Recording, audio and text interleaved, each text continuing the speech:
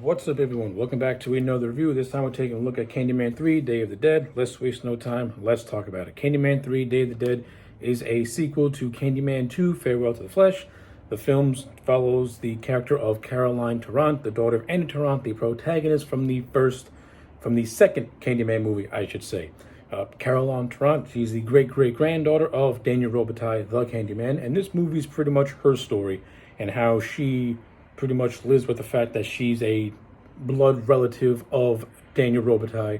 And that's the overall plot line of this movie. Let's talk about it. I don't like Candyman 3. I think this movie is the weakest out of all the Candyman movies.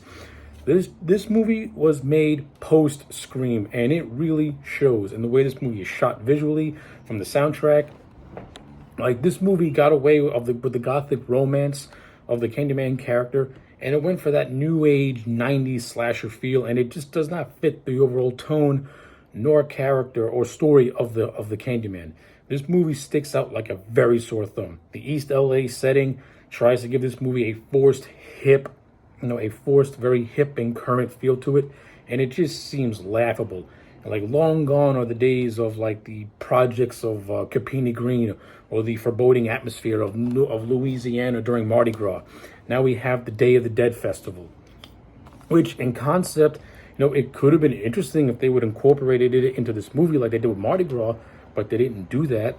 Like, this movie is just full of missed opportunities after missed opportunity after missed opportunity. There's this whole subplot of a Candyman cult that this movie introduces in like the last 5 minutes. This movie would have been better if this Candyman cult was actually the antagonist of the films, doing Candyman's bidding. Instead, this cult just comes in like the last 5 minutes of the movie, and then Candyman gets summoned and he just slaughters them all anyway. Kind of dumb, kind of ridiculous. Candyman 3 just doesn't have anything going for it. Like, the idea of a great granddaughter being haunted by her great grandfather, that's a very interesting concept on paper, but I hated how this movie executed it. You pretty much undercut the character of Andy Tarrant from the first movie by having this whole thing of her being killed by the Candyman and then make her look like a suicide, which I thought was kind of dumb.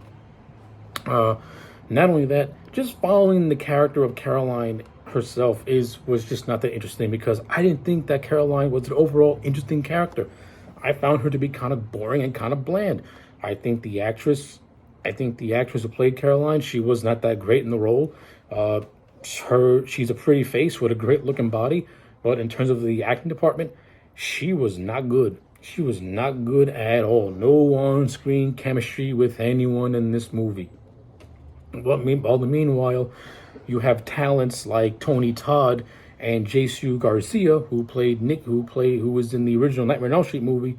Their talents get wasted. Tony Todd, with the script that he was given, he still puts in a good performance, but you can tell that he's working with nothing. And you can tell that he's working with nothing, and he has nothing to work with Candyman 3. Like, there's no hook, for no pun intended. There's no hook in this movie to reel you in and give you any interest. The first movie, you had some sort of a love story. The second movie, we got to know more about Candyman's backstory. If you're going to do a third movie, it should have been a prequel where we actually get to see Candyman and we actually get to see Caroline develop their romance, and we see the events leading to his death by the mob. I think that could make for a more interesting movie than this sequel, which is far from interesting. It's just really, really boring. And the whole concept that the only way to kill Candyman is to kill the good within him, is to kill whatever good he has left, I found that to be kind of just dumb. Wouldn't it be more interesting if the only way to stop the Candyman is for him to reclaim his humanity, for him to rediscover his good side, and as a way for his soul to finally rest in peace? Find a way to have him reunite with Caroline in the afterlife, instead of what this movie tried to do, which is just really blatantly confusing and just dumb. What makes the Candyman work is that he is a tragic, romantic villain. Yes, he does horrible things, but there's a romance to his character. There's like this seductive romance to his character. We didn't get too much of that in this movie, and when we did, it just seemed so forced and so half-assed. And not only that, The whole subplot with the two racist cops was so fucking dumb. You didn't need that whatsoever. Listen, the first two movies touched on the racial aspect of Candyman since he was a victim of racial prejudice, which is how he died. But you don't need to hammer it in this movie with two racist cops. They added absolutely nothing to the movie. And at the end of the day, one of the cops named Kraft ends up being framed as the Candyman by this other cop named Jamal, played by Ernie Hudson Jr.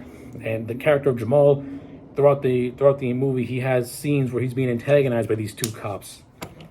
Again, it doesn't add nothing to the story. You could take the whole thing out and this movie would have still been the same.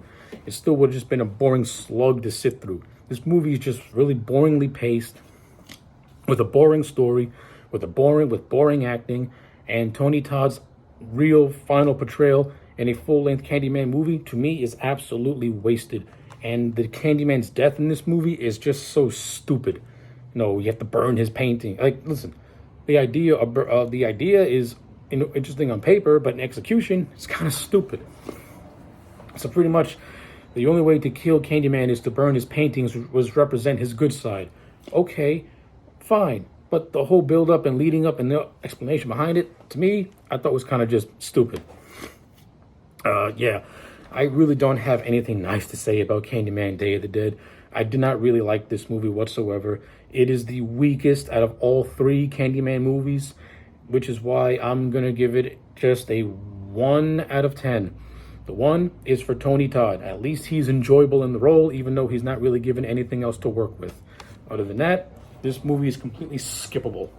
So yeah, those are my thoughts on Candyman 3 Day of the Dead. And let me know yours in the comments sections down below. Like this video and subscribe. And I'll check you back next time for more.